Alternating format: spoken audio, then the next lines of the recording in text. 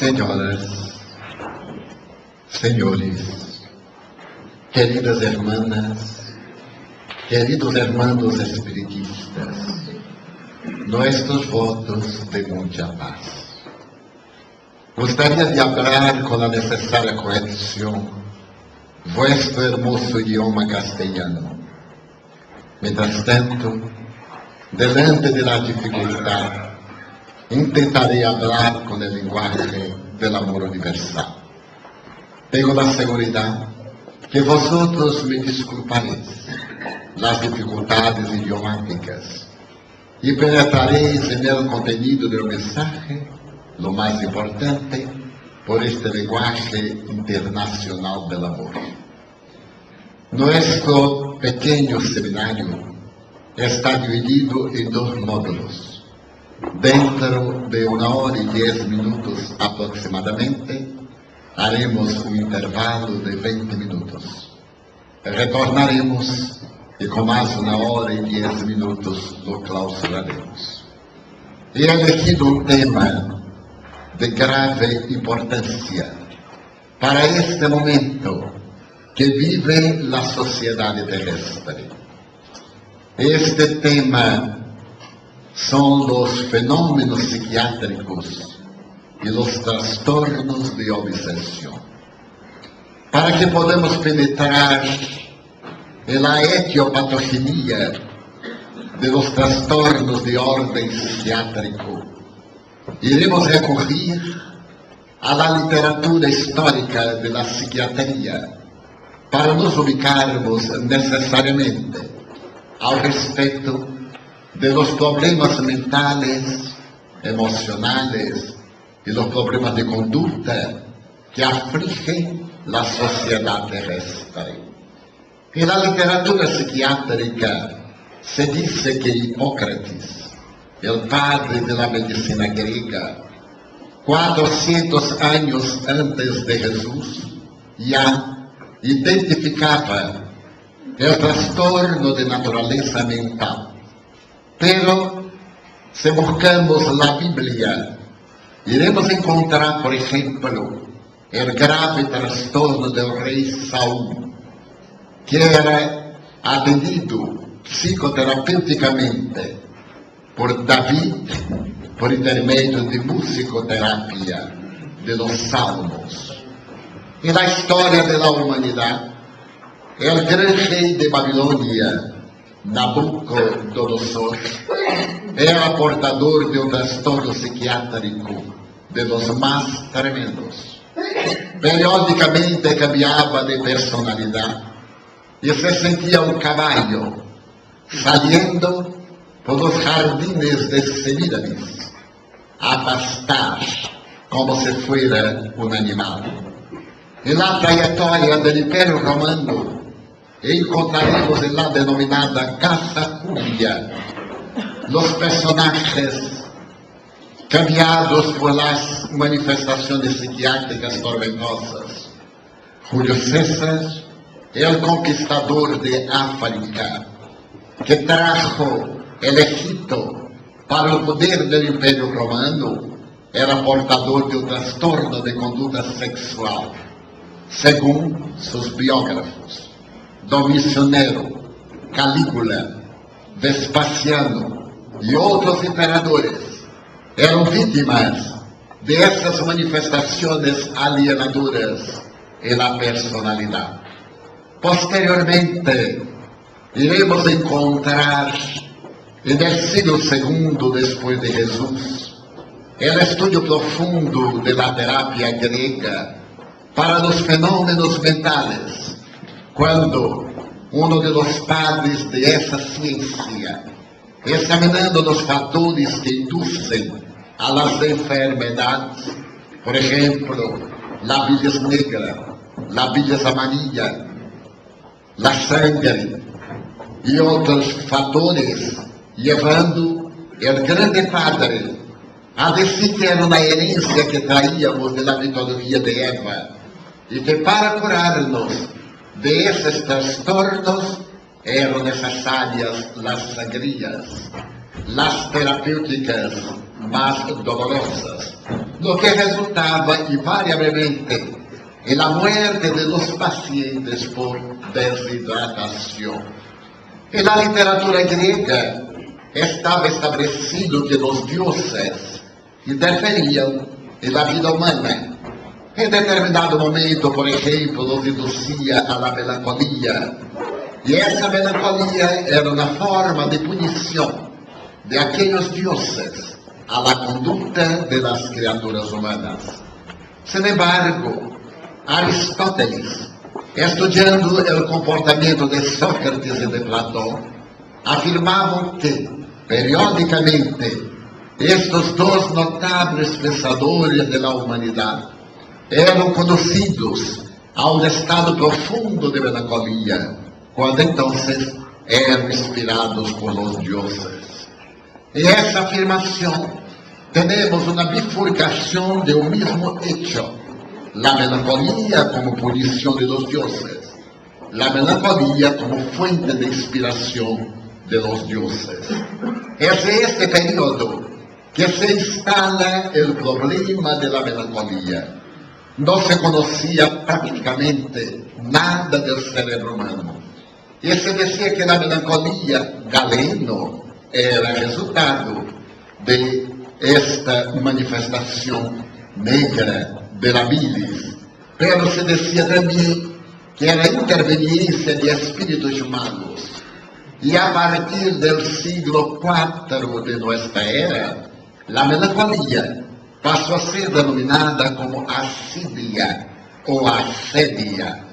A partir del siglo XII, la Iglesia Católica Apostólica Romana, delante de la melancolía que era pandémica, estableció tratarse de un fenómeno demoníaco y que era pecado capital cuando monjes, sacerdotes y beatos entraban en melancolía. Eso era una intervención demoníaca, y aquellos que padecían de la melancolía deberían ser conducidos al infierno. El periodo medieval, 1000 años de tinieblas, de ignorancia, es el periodo de la melancolía, exactamente por falta de estímulos y de valores éticos para la humanidad de crecer. El periodo del miedo, de la soledad, de la angustia, de la misma ansiedad que caracteriza estos días contemporáneos. Pero después del Renacimiento italiano, con el renacer del arte, de las doctrinas filosóficas, de la poesía, se comenzó a pensar de manera diferente al respecto de la melancolía. La melancolía estaba asociada a otro grave problema psicológico que en aquella oportunidad se creía como enfermedad mental: la esquizofrenia. La esquizofrenia era el cambio total de la personalidad del individuo, que pasaba a vivir experiencias alienantes. Y lo más curioso es que se trataba de una doctrina para colocar todos aquellos que presentaban síndromes variados y no teniendo un diagnóstico exacto, eran denominados esquizofrénicos. Gracias a eso, la evolución se hizo inevitable, y por vuelta del siglo XVII, con el surgimiento de la obra de Shakespeare, la melancolía recibe una verdadera exaltación. Cuando leemos, por ejemplo, Hamlet, observamos que este noble príncipe dinamarqués, siempre vestido de negro, mirando de su palacio a la charneca, comienza un estado melancólico de autointerrogación. Morir, dormirse, soñar, ¿qué es? Y otras veces, ¿qué es el ser? Esos interrogantes. Hamlet era el prototipo del individuo solitario y melancólico. Posteriormente, cuando presenta la obra del Rey Lear, y este es asesinado por uma dama e seu marido, vamos encontrar um problema de natureza psiquiátrica de los mais graves, porque ela passa a ter as manos manchadas de sangue. Se trata de um transtorno obsessivo-compulsivo. É o segundo da história da humanidade, porque o primeiro transtorno obsessivo-compulsivo foi apresentado por Pilatos, este homem pusilânime, que teniendo a certeza de que Jesus era inocente, limpiou as manos, lavándolas delante de los dominadores del Sinédrio e de la massa psicópata. A partir de entonces, donde iba Pilatos, allí estava um escravo com a bacia, água e uma toalha de linho para que pudiera limpiar as manos. E quando caiu em desgraça, por ocasião de Tibério César, e na cabeça do Império Romano, foi invitado a abandonar Palestina e mandado ao exílio, suicidando-se em um vulcão extinto em Suíça, que invariavelmente é a consequência deste denominado TOC, transtorno obsessivo-compulsivo. E pero, el fim do século XVII para XVIII se hace extraordinário quando na fisiologia descobre por primeira vez uma célula cerebral que era diferente das outras células. Esta célula denominada nerviosa recebeu o nome de neurona. E essas neuronas eram formadas com uma cola. A essa cola se denominou de maneira muito específica as neuronas e seus axônios. Não se sabia exatamente para que servia essa cola. Se irá descobrir depois da metade do século XIX. Já era uma evolução, porque a ciência, sin embargo, afirmava que nós amamos por el coração e pensamos por el hígado. Hasta hoje, as mulheres, quando pensam com el hígado. Ponen a mano no hígado e hablam, profundamente inspirados. É uma herencia arquetípica da crença tradicional. E nós, quando fazemos uma declaração de amor, levamos a mão ao peito e decimos te amo com todo o meu coração. E discutimos que o coração é o órgão do amor. Em realidade, não lo é. O coração é uma bomba que impulsa a sangre, coração, pé, coração, cérebro, coração, com a velocidade de 70 metros por segundo. A bomba mais extraordinária que a mente humana jamais ha observado. Porque o cigoto, quando cumpre 20 dias de concepção, subitamente dispara um choque elétrico. E a partir deste momento o coração começa a latir. Não há o órgão do coração. E quando o homem alcança 70 anos, seu coração ha latido 4.000 milhões de vezes, sem parar, o que é uma bendição. E minha idade é um pouquinho mais de 70 anos, ha latido um pouquinho mais de 4.000 milhões de vezes. E latirá algo bastante mais, sem poder parar-se.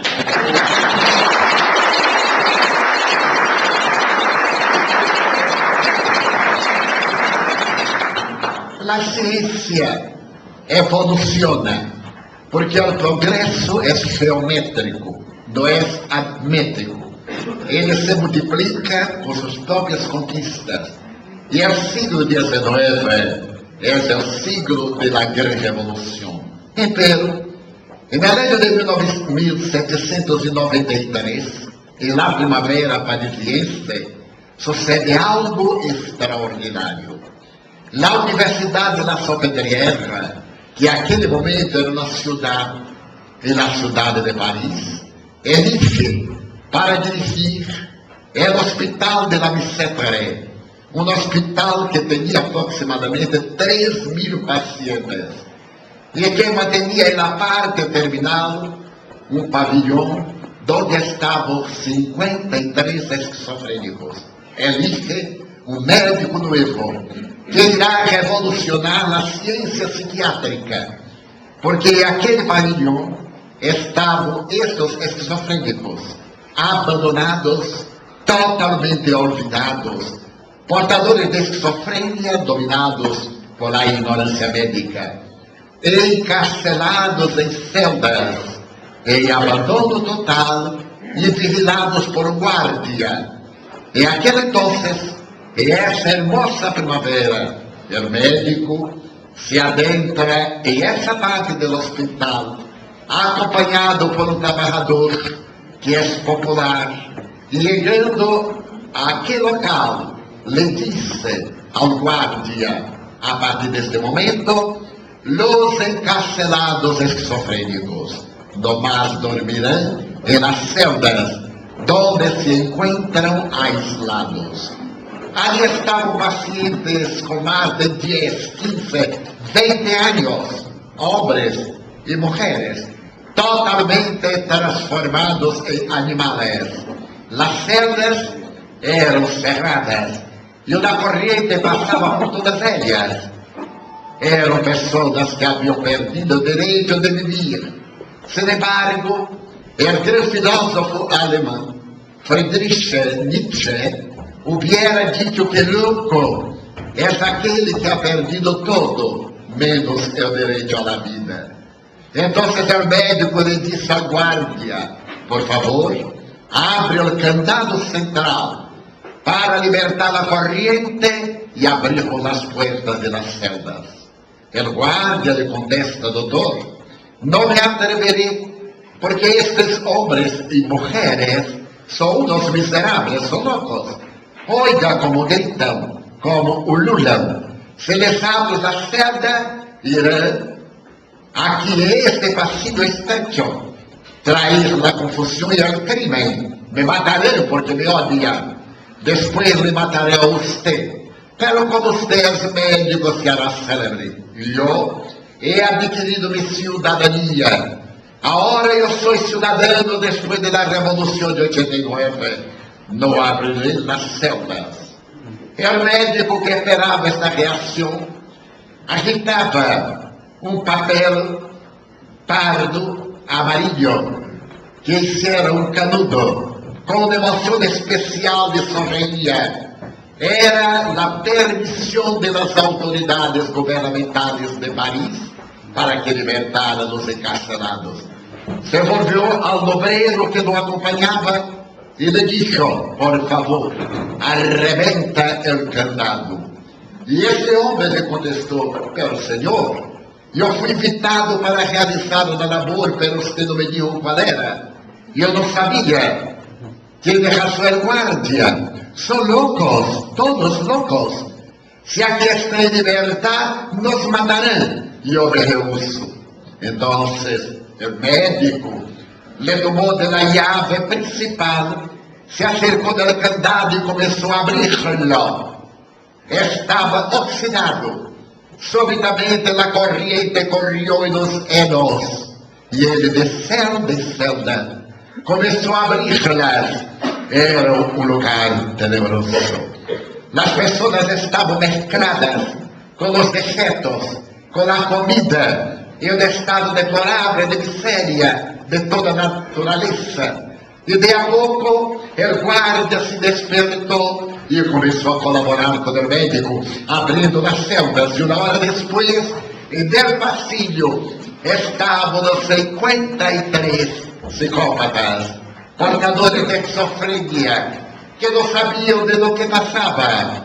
En este momento, un de ellos, que era un anciano, de cabellos enormes, de uñas grandotas, todo devastado por la miseria orgánica, por escaras, heridas, comenzó a rastrear y acercándose de las paredes, comenzó a subir en dirección de la claraboya, de donde se podía sentir el sol de París.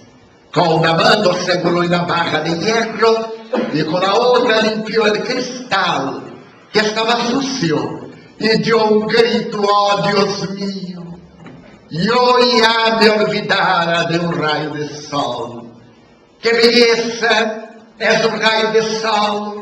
Y soltándose, cayó y fue en dirección del médico y le abrazó las piernas y le dijo, lúcido, con los ojos lacrimosos: muchísimas gracias, doctor, gracias. El médico se dobló, lo erguió y lo abrazó sin sentir asco de este ser podrido y le dijo: soy yo quien agradece a ti. Yo sabía que entre vosotros alguien recuperara la razón, pero la ignorancia médica nuestra les había condenado a la muerte. Este hombre era el doctor Felipe Pinelo, que será denominado a partir de este momento como el padre de la psiquiatría moderna.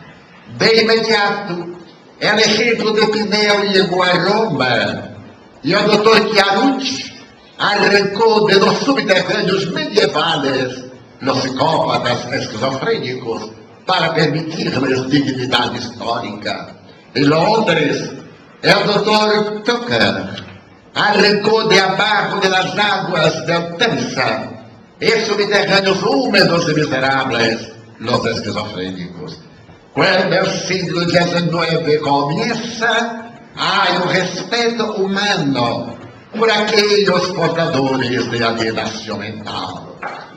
Mientras tanto, el otro momento extraordinario es el día 18 de abril de 1862, cuando un médico en la Academia de Antropología de París presenta una tese extraordinaria. Este joven médico era Paul-Pierre Broca.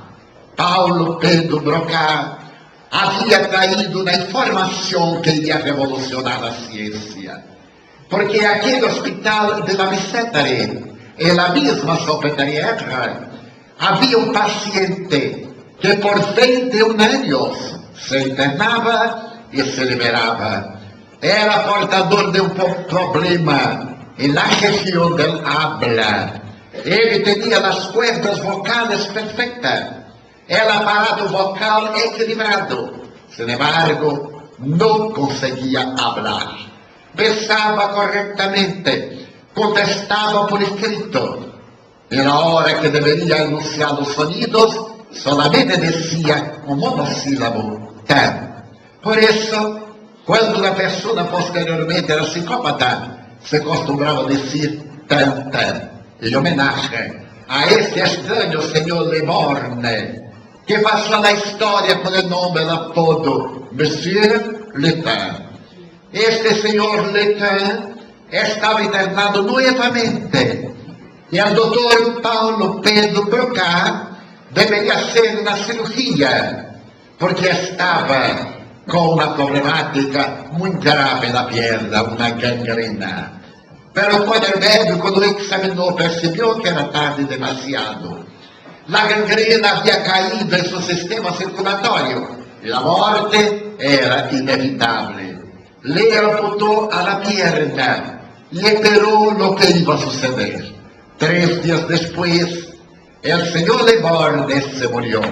Y entonces el médico preguntó: si yo descubriera, porque este hombre que puede hablar no hablaba, estaré solucionando uno de los mayores enigmas del proceso evolucionista entre el chimpancé y la criatura humana.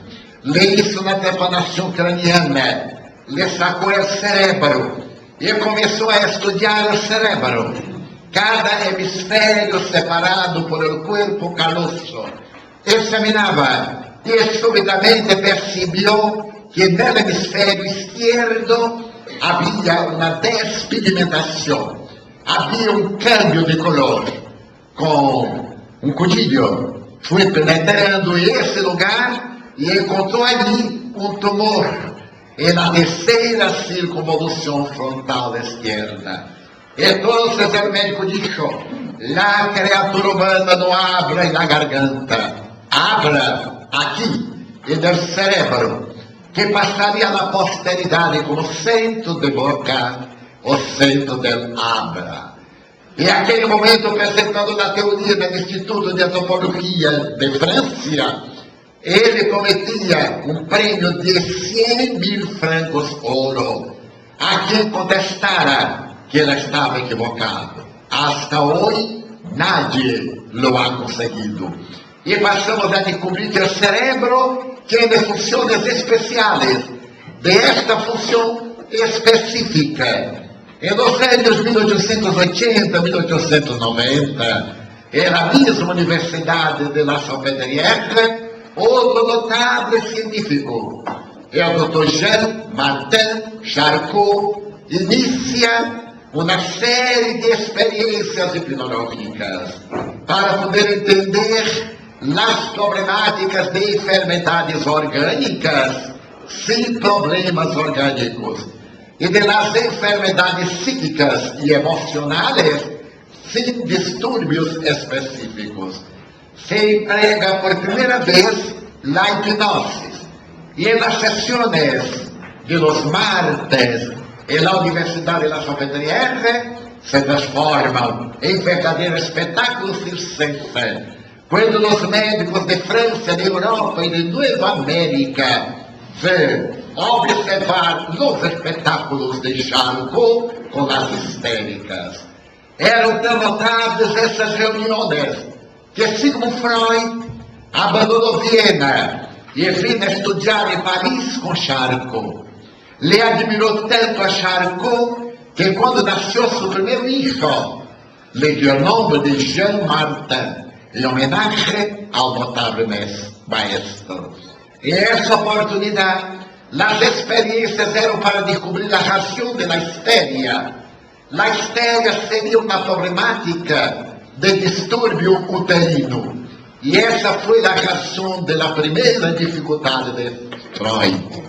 Porque já percebi que os homens também apresentam manifestações histéricas. E como Charcot le dijo que os homens não tinham útero, é clássica na contestação de Freud. Se não têm, póngaselos, porque são histéricos. Era um momento muito grave, porque Charcot dizia que somente as mulheres são hipnotizáveis.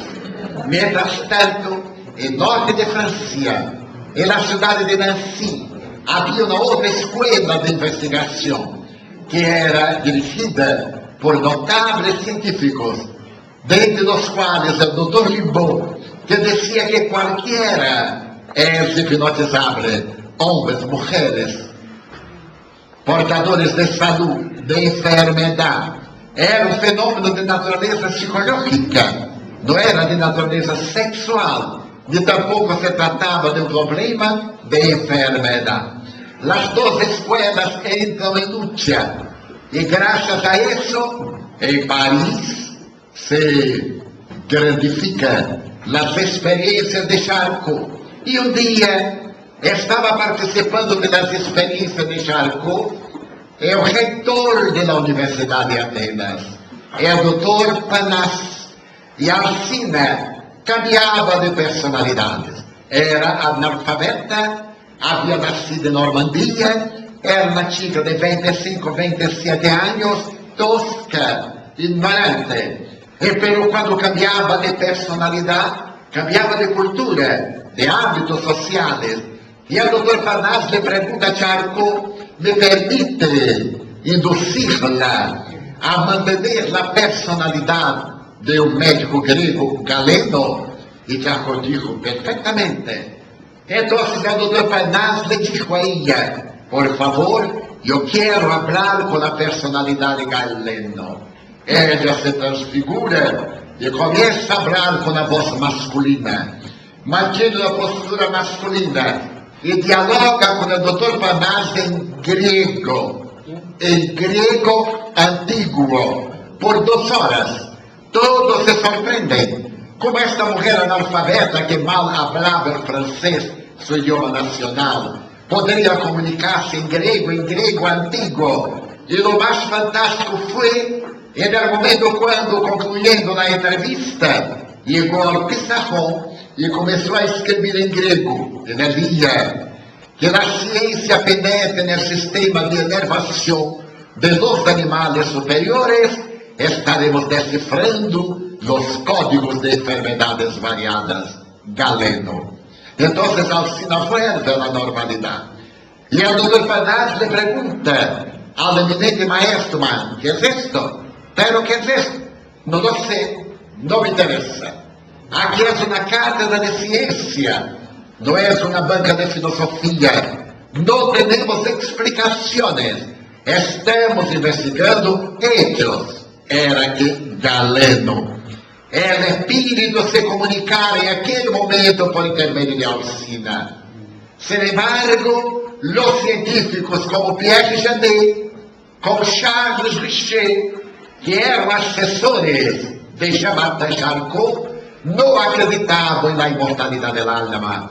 Es ahí que va a surgir, en el año de 1889, una obra escrita por Pierre Janet, denominada El Subconsciente, porque se descubrió que abajo de la conciencia hay un depósito de memorias que fue denominado como subconsciente. Posteriormente, Freud percibirá que abajo de ese subconsciente hay un inconsciente profundo, donde están activadas todas nuestras memorias. Y Jung irá decir que este subconsciente tanto puede ser individual, desde la concepción hasta el momento en que se está, o un inconsciente colectivo, donde están activadas todas las informaciones históricas, porque para Jung el self es indestructible, es infinito y es portador del conocimiento casi absoluto. Era un período revolucionario y Freud resolvió por abandonar París y retornar a Viena. Cuando había salido de Viena, había dejado una paciente que tenía un brazo paralizado. Ella no tenía enfermedad física. Y es porque experimentaba eso. Ele quería encontrar la razón de aquello que hoy llamamos somatización. Conflitos produciendo trastornos orgánicos. Problemas orgánicos produciendo trastornos psicológicos. E ao retornar a Viena, o seu amigo, el doctor Breuer, le dijo que había sanado a la señorita O. Era el apodo que colocaron para ocultar la identidad de la paciente. Y Freud le preguntó cómo lo lograra. El doctor Breuer dijo, de una forma muy natural. Le dije a ella que yo no sabía cuál era su enfermedad y que ella no volviera más, porque como yo no sabía, no podría, sin diagnóstico, presentar una terapia. Era una pérdida de tiempo y pérdida de plata. La señorita O, sorprendida, dijo, pero doctor, ¿usted tiene coraje de decirme que ignora mi enfermedad? Claro, señorita, le contesté, yo no sé qué tiene. Entonces iré a otro médico. Y le dije, tampoco saberá. Porque nosotros somos médicos y tenemos límites. No tenemos el conocimiento absoluto. Ella me miró demoradamente, narró el doctor Breuer y dijo, doctor, le voy a confesar una cosa. Yo tengo algo en mi mundo íntimo que jamás he dicho a alguien.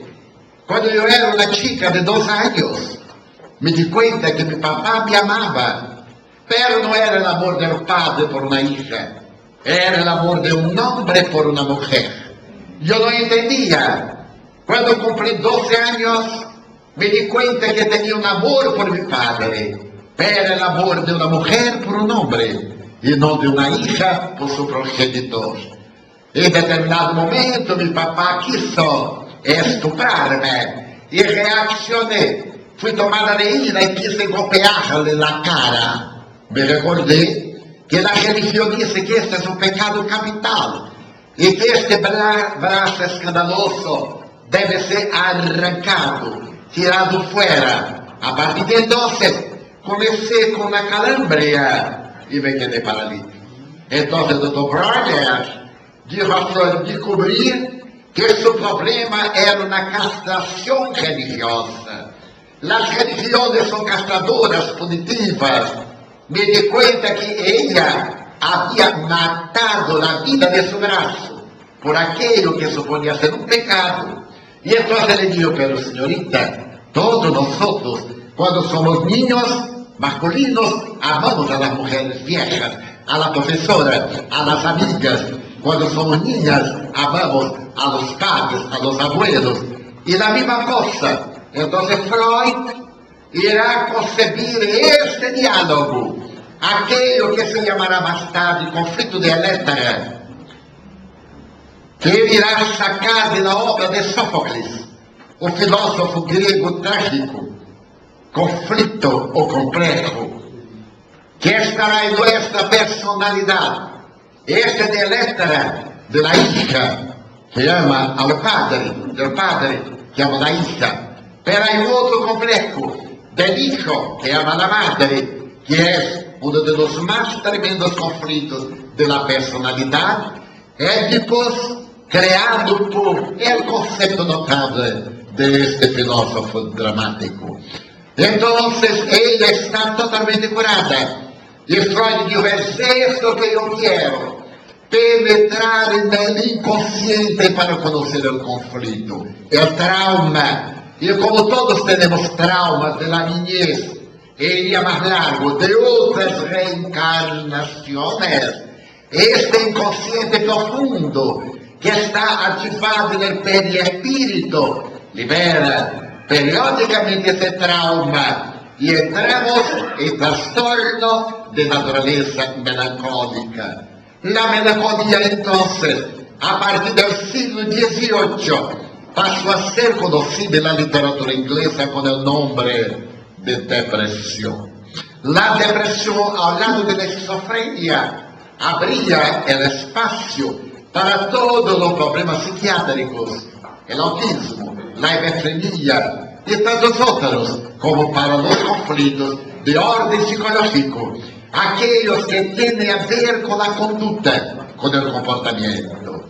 Fue por vuelta del año 1900 que el gran psiquiatra alemán, el doctor Emilio Kraepelin, examinando a los depresivos, estableció que esta depresión puede presentarse bajo dos aspectos.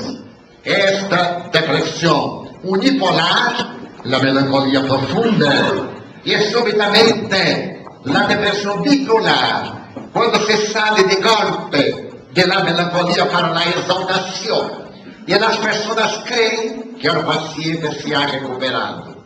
Este es el momento más grave de la depresión, la euforia, porque el paciente se desgasta. Una de las dramaturgas más célebres del mundo del siglo pasado, por 3 días y 3 noches habló eufórica que se murió de cansancio. La depresión es tan terrible que personalidades como Winston Churchill, el primer ministro de Inglaterra, que salvó el mundo en la Segunda Guerra Mundial con los aliados, era depresivo crónico. Leo Tolstoy era depresivo. Periódicamente él experimentaba la depresión. Dostoiévski, a quien debemos tanto, era depresivo y esquizofrénico. Cuando vemos, por ejemplo, su obra, es señalada por la locura. El jugador, por ejemplo, La Casa de los Muertos, en que pone hacia afuera los dramas tremendos de su propia personalidad enferma. La galería es muy amplia. Todos conocemos más o menos la obra El Cuervo, en que el autor americano habla en un monólogo de esta tremenda melancolía que le devoraba su alma y que le aniquilaba de a poco. Pero a partir de ese año 1900, Emilio Kraepelin resuelve cambiar el nombre de esquizofrenia y dice que es una demencia precoz. Ese mismo año Freud publica un libro que se llama Melancolía y dice Freud que la melancolía, entendemos la depresión, tiene factores internos endógenos. La hereditariedade, por ejemplo. Una persona que es hija de un depresivo tiene 30% de probabilidades de ser depresivo también. Y si los padres, los dos, son depresivos, esta probabilidad genética es de 70%. Pero tenemos las enfermedades infecto-contagiosas, las secuelas de esas enfermedades. Existen los factores exógenos, externos, psicosociales, socioeconómicos, socioafectivos, que contribuyen para este trastorno bipolar o trastorno de afectividad. Pero Freud decía que uno de esos factores psicosociales preponderantes es la pérdida de un afecto. La persona entra en melancolía, la pérdida de plata, la pérdida del empleo, la pérdida de algo que le es querido, la pérdida de un ser. Y discordo de Freud, porque los seres no se pierden, se mueren. Cuando Freud dice la pérdida de un ser querido, él quiere referirse a la muerte. Pero la muerte en psicología estuvo siempre bajo peculiaridades, porque las personas han intentado destruir la muerte, no le pronunciando el nombre. Periodicamente vienen personas y me dicen: señor Nivaldo, yo he perdido a mi esposo. Yo sé lo que quiere decir. Pero pregunto: ¿y a dónde se lo perdió? No, se murió, es otra cosa. Entonces muerte, fallecimiento, desencarnación. Tenemos que enfrentar esa realidad. La vida biológica muere. Es una fatalidad bendecida. Porque imagínense si viviéramos 400 años. En la literatura clásica, en la Odisea, cuando Odiseo está en los mares, las serenitas se apasionam por él, porque él es mortal y ellas son inmortales. Es la gran obra de un muchacho, Gulliver, que viaja por el mundo. Llega a un país y descubre que allí en cada 100 años nacía una generación de personas inmortales. Y él tuvo curiosidad de conocerlas. Y fue llevado a la enfermería, donde estaban personas con 400 años, con 2000 años. Y tuvo un shock. Y se alegró por ser mortal. ¿Por qué? Porque eran monstruos.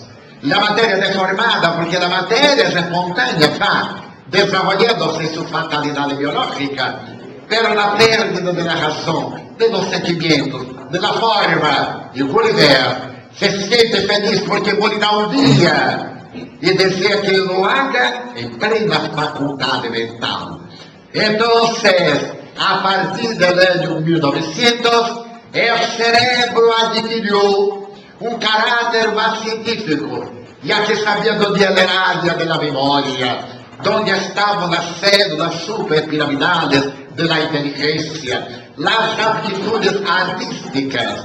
Por vuelta del año 1940, se descubrió que nosotros poseemos aproximadamente 5.000 millones de neuronas cerebrales. Y se descubrió que esas neuronas mueren en número de 15.000 al día. Y eso ya generó un tabú, que la persona de más de 45 años, 50, y aquel entonces, no aprendía más nada, era vieja, estaba cansada, no tenía inteligencia. Y yo me recuerdo que en mi ciudad, en el interior de Bahía, Brasil, personas válidas de 50 años, cuando la mujer tenía el fenómeno característico del cambio orgánico, la menopausia, y el hombre la andropausia, se consideraban ya ancianos. Las mujeres se quedaban a trabajar con agujas de crochet y de la vida ajena. Y los hombres se dedicaban a jugar con la baraja y otras experiencias de fuga. Y entonces, en los años 50, gracias al microscopio electrónico, se descubrió que nosotros poseemos 50 mil millones de neuronas cerebrales. Mismo que fueron 15 mil al día, tenemos neuronas para mucho tiempo. Y que la vejez no es mental, es pereza, es psicológica. Quando vamos realizando, nos quedamos perezosos. E dizem, não quero aprender mais nada, já estou muito viejo. Nunca se está viejo demasiado para ganhar plata. Pero para alguma coisa assim. E então, a idade mental subiu para 50, 55 anos. Posteriormente, nos anos 70, os neurocientíficos descobriram que nós possuímos entre 70 mil milhões de neuronas cerebrales. E descobriram mais fantástico, que essas neuronas, quando morrem, as que quedam, continuam em las neurotransmissões. Se eu tenho um novo herido, el outro substitui um ouído, um riñón, um pulmão, porque os órgãos duplos substituem. Pero foi nos anos 90, decretados como a década do cérebro, quando o presidente Bush declarou que era a década do cérebro, a solicitação de los científicos americanos e europeus que lhe rogaram o Senado americano considerar essa década como a do cérebro, porque aqueles 10 anos a ciência neurocientífica havia conseguido mais que em toda a história da humanidade. Então se constatou que nós possuímos de 75 mil milhões hasta 100 mil milhões de neuronas, e que os homens possuímos alguns milhões de neuronas mais que a mulher.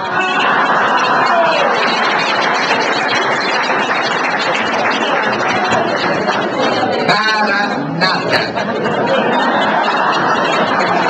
Não se sabe a função neuronal.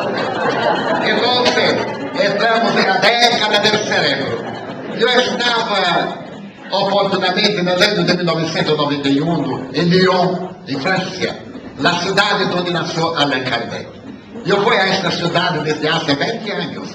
Para aquela oportunidade, estava a invitação de um notável etnólogo, um extraordinário professor que havia escrito uma obra sobre Hipólite Lyon de Saint-Rivai, antes de ser Allan Kardec, a solicitação do Banco Lyonnais para demonstrar as pessoas célebres da cidade de Lyon. E este senhor, o professor de la Plantine, que me havia entrevistado antes, me perguntou se eu poderia ditar uma conferência bajo la denominação de La reencarnação à la luz de la antropologia e de la etnologia para seus alunos da Universidade Leão II. Eu lhe disse que sim, e tentaria. E tenho uma tradutora ao francês, que é uma brasileira carioca, e os cariocas, os de Rio de Janeiro, são extraordinários, como os de Lima e de Miraflores. E então, minha tradutora, Madame Martin, é muito jovial. É uma tradutora tão fantástica que me traduz antes de eu decir. Porque como é espiritista, quando eu digo, por exemplo, fuera de la caridade, e ela já traduz alors de la charité, e conclui o pensamento de Kardec. E eu lhe digo, Cláudia, todavia não lhe digo, já está traduzido. Então, eu não sabia que a Universidade de Lyon era a denominada Universidade de Terceira Idade. Que coisa terrível, Deus mío. Terceira Idade. Em Brasil criaram uma coisa fantasmagórica, tremenda. A melhor idade. Quando vamos agarrar um avião, dizem que venham aqueles de la melhor idade. E viene una criatura de la mejor edad. Pregunto como será la pésima edad. Esa es la mejor edad. yo nunca entro en esa vida, porque yo soy una realidad nebulosa, no quiero. Y alguien me preguntó, ¿de qué edad eres tú? De la edad media. Era de la tercera, de la cuarta, de la quinta, eso no me interesa. Entonces yo fui, yo tenía entonces 63 años, yo era un pangate, era un muchacho, porque delante mío era aquele departamento de dinossauros. Personas lindas de tercera, cuarta, quinta, sexta edad. Yo quité la conferencia, 1 hora y media, después del debate, como es común en Estados Unidos y Europa, y al fin, a las 11 de la noche, vinieron algunas personas dialogar conmigo, con la traducción de Cláudia, pero una mujer me fascinó. Era una ancianita, como decimos acá, era una señora mayor, pero linda, vestida de primavera, con flores.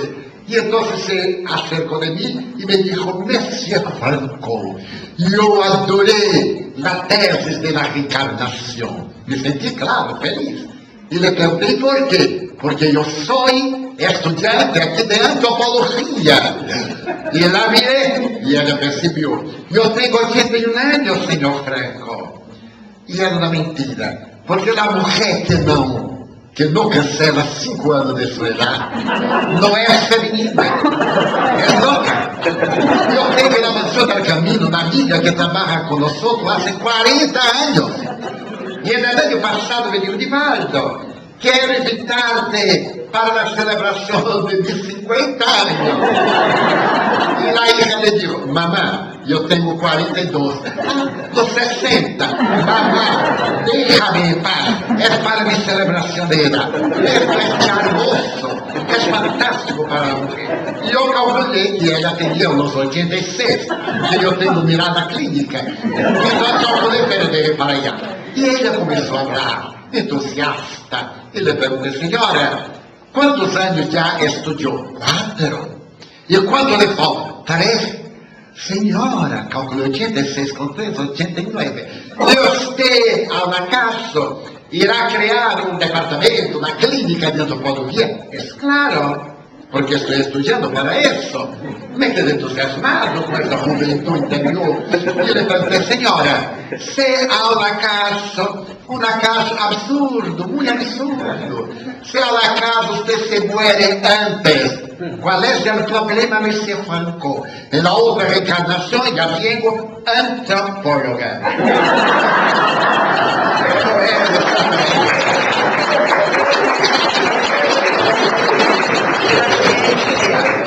Continúa evolucionando. Pero algo aconteceu em Berlim en el año 1912, retificando, en Viena. Una psicópata que era depresiva crónica y que se negaba al baño, fue posiblemente la primera hippie de la historia, fue llevada al baño a fuerza y tanto se movió que se golpeó la cabeza y tuvo una concusión cerebral. Fue considerada muerta, colocada no velatorio. Al tercer día se despertó e hizo una pregunta lógica: ¿dónde está mi esposo? La gente se asustó y los médicos apuntaron: concusión cerebral, cuando no mata, cura la esquizofrenia. En 1913, en Berlim, otro psicópata esquizofrénico que tenía tendencia depresiva al suicidio se ahorcó con las sábanas que rompió, hizo una cuerda e intentó ahorcarse. Cuando el guardia vio, le cortó la cuerda, él cayó, no murió, se sanó. Y los médicos colocaron ahorcamiento cuando no mata, sana la esquizofrenia. Posteriormente, también en Berlín, otro psicópata se tiró del tercer piso en la ventana abierta del manicomio y antes de caer se quedó en los fios eléctricos y recibió una carga eléctrica que lo tiró al suelo. No se murió, se quedó sanado de la esquizofrenia. Entonces los médicos dijeron: ahorcamiento, concusión cerebral, choque eléctrico, sanan la esquizofrenia. ¿Pero por qué? porque havia um elemento em comum, a falta de oxígeno cerebral, chamada anóxia. A anóxia cerebral produz o reequilíbrio do transtorno, o fenômeno psicótico esquizofrênico. Pero lo difícil era saber a carga que as neuronas podiam suportar sem o oxígeno, porque a partir de 4 minutos, com excepções, vem a morte neuronal, posteriormente a morte do tronco encefálico e a morte biológica. E no ano de 1983, um médico americano que vivia em Viena declarou à Sociedade de Psiquiatria que havia sanado ao mais importante maladie do mundo, Nijinsky, que era esquizofrênico. Lo havia sanado com choques úmidos de insulina e de metrazol. Isso foi um fenômeno extraordinário, pero muito perigoso, porque ele não sabia a dimensão do tempo. Posteriormente, Nijinsky teve um surto e se morreu esquizofrênico. Pero para a ciência médica, psiquiátrica, foi um grande momento. Esse momento em que se tem uma terapia para um transtorno considerado incurável. E no ano de 1985, em Budapeste, outro psiquiatra, é o Dr. Stanislaus von Meduna, que dirigia o Centro Interacadêmico de Budapeste, observava que os esquizofrênicos não eram epilépticos e que os epilépticos não eram esquizofrênicos. Por qual razão? Dr. Stanislaw, quando morria um esquizofrênico epiléptico, fazia depanação craniana, quitava o cérebro e examinava. Então se descobriu que os esquizofrênicos, quando têm a epilepsia e a convulsão, é o cérebro que queda sem oxigenação. E a tese permaneceu válida, que a esquizofrenia é inimiga da epilepsia e vice-versa. Hoje, a tese está desmoralizada. Pero foi muito útil, porque no dia 3 de novembro de 1989, no Congresso de Psiquiatria em Roma, 3 científicos, é o Dr. Kalinowski, é o Dr. Chaplet e é o Dr. Bini, os 2 últimos italianos e o primeiro russo, apresentaram uma maquinita elétrica com 2 polos que, colocados nas têmporas, podia descargar 110 volts de energia elétrica de entre 8 hasta 16 segundos. E isso produzia a recuperação do paciente esquizofrênico. Veio na Segunda Guerra Mundial e as investigações ao respeito da esquizofrenia quedaram em segundo plano. A partir de 1945, quando retornavam os veteranos, estavam neuróticos.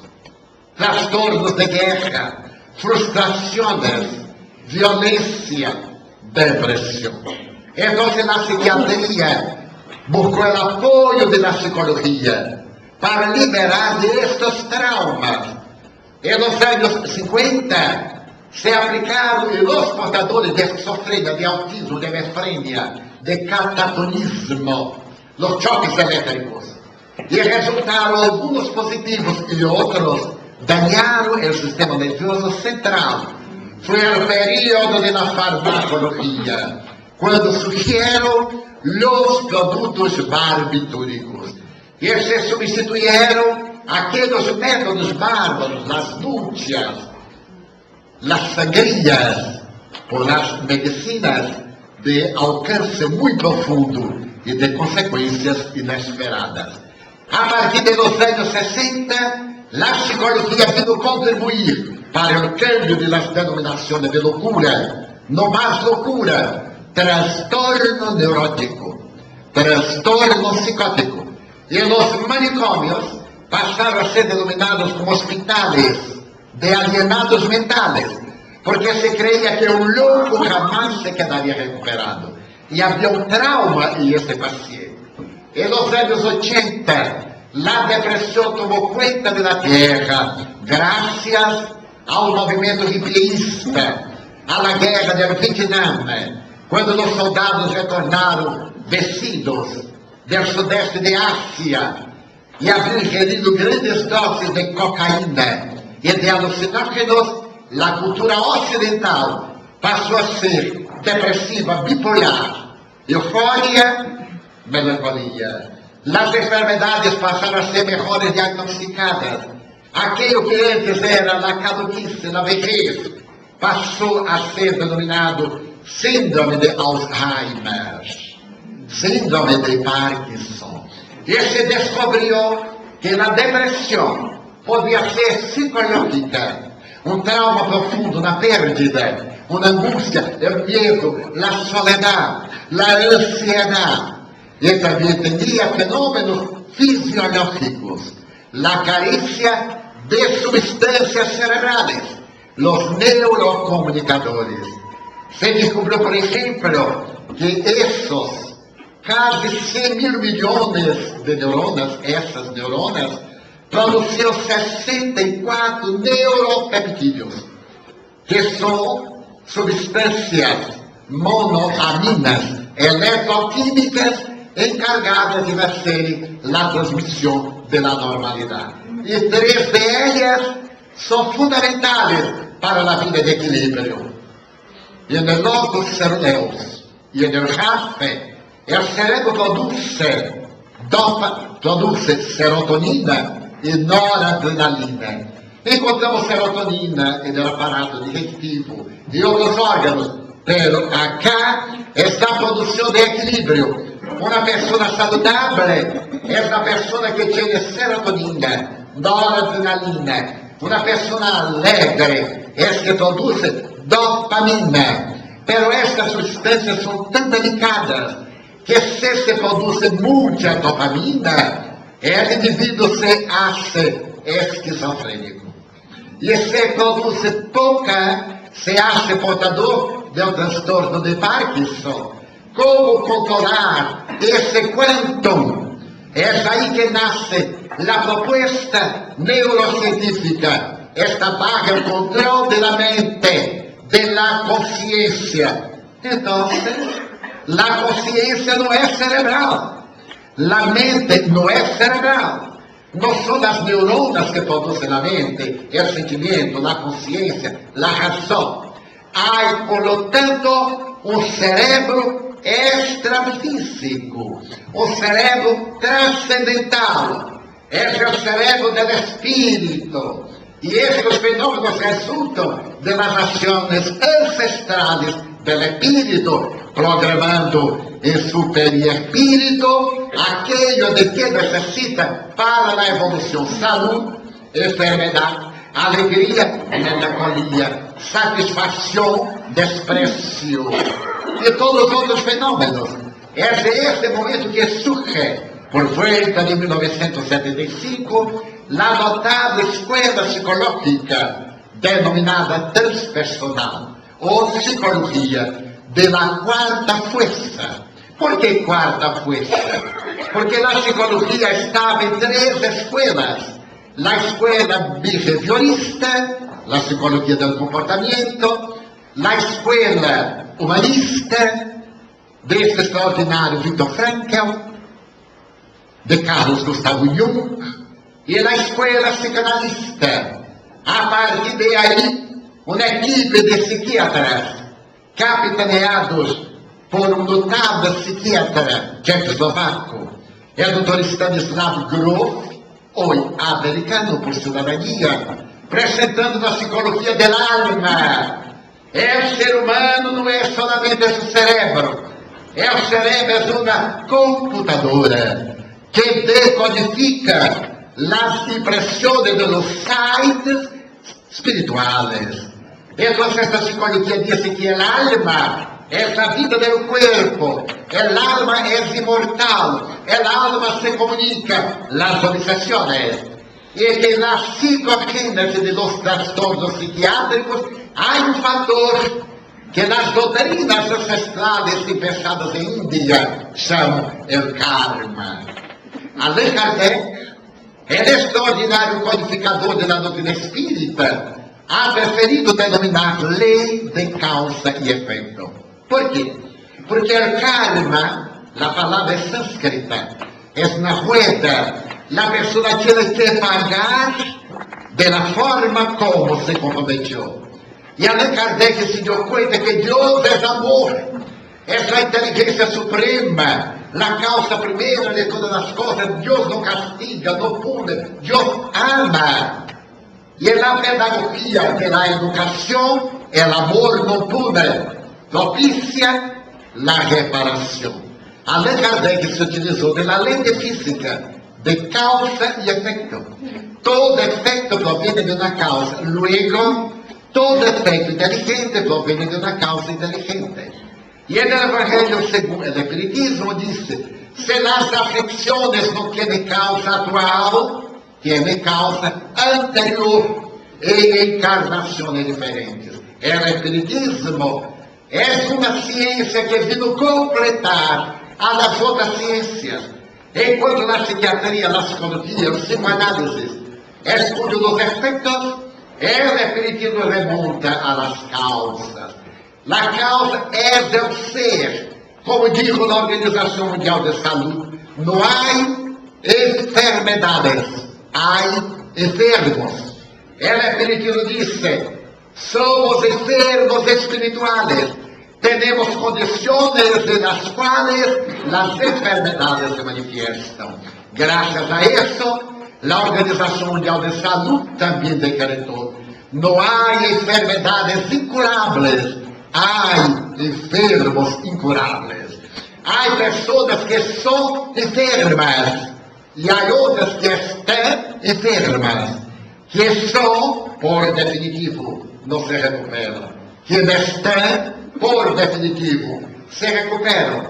Es muy común decir: si yo soy muy indolente. Si es, no tiene curación. Pero si estoy muy enfermo, me recuperaré. Porque esto es un trastorno de percurso. Yo tengo una amiga de Brasil que siempre que lo encontraba le preguntaba: ¿cómo le va? No. Le gustaba de ser enfermo. Y yo me acostumbré tanto, 30 años después, ya no le pregunto cómo está. Le pregunto: ¿cuál es la enfermedad que tienes ahora? Y él me dice: la gripe de los pollos. Todavía no ha llegado a las Américas, pero él ya tiene, porque Chile fue el principal. Él no tiene dolencias, es un doliente. Y entonces el espiritismo vino contribuir con la psiquiatría, con esta propuesta: la enfermedad es del espíritu. Factores sociológicos hereditarios predisponen a la manifestación de la enfermedad. Haremos ahora una pausa de 20 minutos y proseguiremos con el tercer factor, que es trastornos obsesivos.